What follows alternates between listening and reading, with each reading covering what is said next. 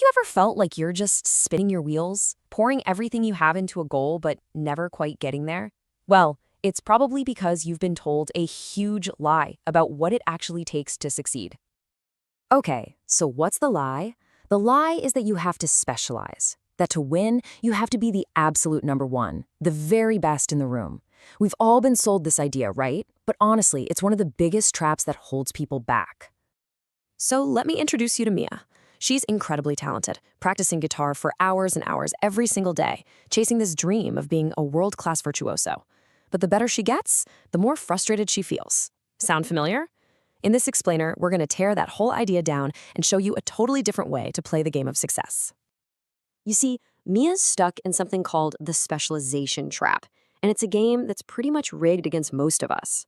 It's this endless, grinding pursuit of perfection that just leads to burnout. Because, let's be real, so much of it comes down to stuff you just can't control, like genetics or just blind luck.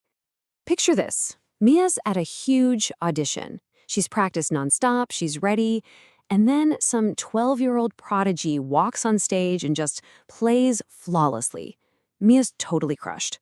All that work, all that effort, and she's still not the best. And that's the problem, right? When success only means being number one, you are almost always playing a losing game. But what if Mia's goal was just wrong from the very beginning? What if there's a smarter, way more fulfilling path to building a successful career and life? Well, there is, and it's a strategy that turns being good enough at a few different things into a genuine superpower. So, what's the escape plan? How do we get out of the trap? It's a superpower, and it's called skill stacking. Seriously, this one idea might change how you think about personal growth forever. It's not about how deep you go, it's about how broad you are. So what is it? It's actually really simple. Instead of killing yourself to be the best in the world at one thing, you just become pretty good, let's say top 20% at several different things. And then you combine them. You stack them together. Think about it like Lego blocks. You know, a single block is cool, but it's not that special. But when you start stacking them, you can build something totally unique that nobody else has. A good guitarist? That's pretty common. But a good guitarist who's also a good writer and a surprisingly good marketer, that combination, that's rare. That's incredibly valuable. That becomes your unfair advantage. I love this analogy. It's like making a sandwich. You don't need the world's absolute best bread or the #1 fanciest cheese. You just need a bunch of good enough ingredients that when you put them all together, create something really delicious. That's your skill stack. Okay, so you get the idea. It makes sense, but how do you actually do it? Like, how do you decide what to learn and, more importantly, when to stop? That's where the Rebels Rules for Practice come in. This is your practical playbook. And the first, most important rule of all is the rule of 80%. This is just a simple little mental model to keep you out of that specialization trap. And trust me, it's way easier than you think. You see, getting from 0 to 80% mastery is where you get most of the results. That last 20% from 80 to 100, that's the specialist territory. It takes a ridiculous amount of effort for smaller and smaller gains. So the rule is simple. Aim for 80%, which is already masterful, and then stop. Take that energy and reinvest it into learning your next skill. So here's a little micro habit for you to try this week. Just take a second and think about a skill you're working on right now. Are you kind of stuck in that specialist zone, pushing for perfection? Just try taking a couple of those hours and start learning a new complementary skill instead. See how it feels. All right, now for the big question. What skills should you actually be stacking? I mean, you can't just pick random things and hope for the best. A good skill stack is built with intention, kind of like a house. And lucky for us, there's a blueprint for that.